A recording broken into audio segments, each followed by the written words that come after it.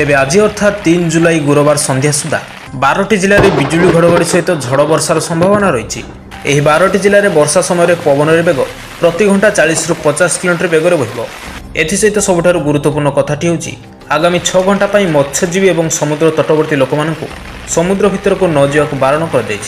तेज आसतु नजर पकड़ा कौन रही आज दिन संपूर्ण पाणीपाग खबर बास्ता पूर्व वीडियो को लाइक करने सहित चैनल को सब्सक्राइब कर पाखर आसुवा बेल आइकन दबाई ऑल नोटिफिकेशन को ऑन कर रखिए। आपण मैंने आमर न्यूज को केउं जिल्लार देखुछन्ती तळे कमेंट कर निहाती जणाइबे। तेबे उत्तर ओडिशा और एहार संलग्न पश्चिमबंग उत्तर बंगोपसागर निकट में लघुचाप क्षेत्र सृष्टि होईछि। उपर मुंडरे लगाण वर्षा फल उत्तर ओडिशार बन्यार परिस्थिति मध्य सृष्टि होईछि। गुरुवार 12टी जिला आंचलिक पाणीपाग विज्ञान केन्द्र पक्षर येलो वार्निंग जारी कर दैछि। एही जिलागुड़िक होछि संबलपुर, सुंदरगढ़, झारसुगुड़ा, कोरापुट, नवरंगपुर, कलाहांडी, नुआपड़ा, बलांगीर, मालकानगिरी, सुवर्णपुर, बरगड़, बौद्ध, अनुगुल, ढेंकानाल, देवगढ़, केन्दुझर, मयूरभंज आदि जिले में प्रबल अति प्रबल वर्षा सह झड़ तोफान होवार आशंका कर।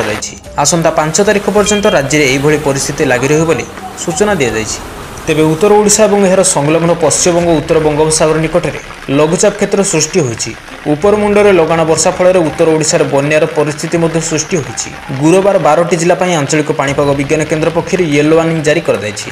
एही जिलागुड़िक होछि संबलपुर, सुंदरगढ़, झारसुगुड़ा, कोरापुट, नवरंगपुर, कलाहांडी, नुआपड़ा, बलांगीर, मालकानगिरी, सुवर्णपुर, बरगड़, बौद्ध, अनुगुल, ढेंकानाल, देवगढ़, केन्दुझर, मयूरभंज आदि जिले में प्रबल अति प्रबल वर्षा सह झड़ तोफान होवार आशंका कर।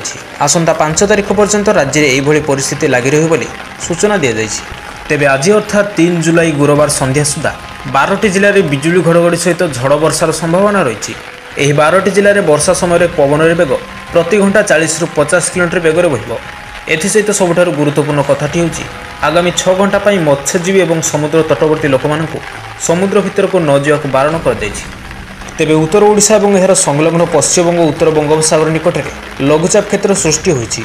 उपर मुंडरे लगाण वर्षा फल उत्तर ओडिशार बन्यार परिस्थिति मध्य सृष्टि होईछि। गुरुवार 12टी जिला आंचलिक पाणीपाग विज्ञान केन्द्र पक्षर येलो वार्निंग जारी कर दैछि। एही जिलागुड़िक होछि संबलपुर, सुंदरगढ़, झारसुगुड़ा, कोरापुट, नवरंगपुर, कलाहांडी, नुआपड़ा, बलांगीर, मालकानगिरी, सुवर्णपुर, बरगड़, बौद्ध, अनुगुल, ढेंकानाल, देवगढ़, केन्दुझर, मयूरभंज आदि जिले में प्रबल अति प्रबल वर्षा सह झड़ तोफान होवार आशंका कर। आसंता 5 तारिख पर्यंत राज्य में यह परिस्थिति लगी रही बोली सूचना दी जाइछि। तेबे उत्तर ओडिशा और एहार संलग्न पश्चिमबंग उत्तर बंगोपसागर निकट में लघुचाप क्षेत्र सृष्टि होईछि। उपर मुंडरे लगाण वर्षा फल उत्तर ओडिशार बन्यार परिस्थिति मध्य सृष्टि होईछि।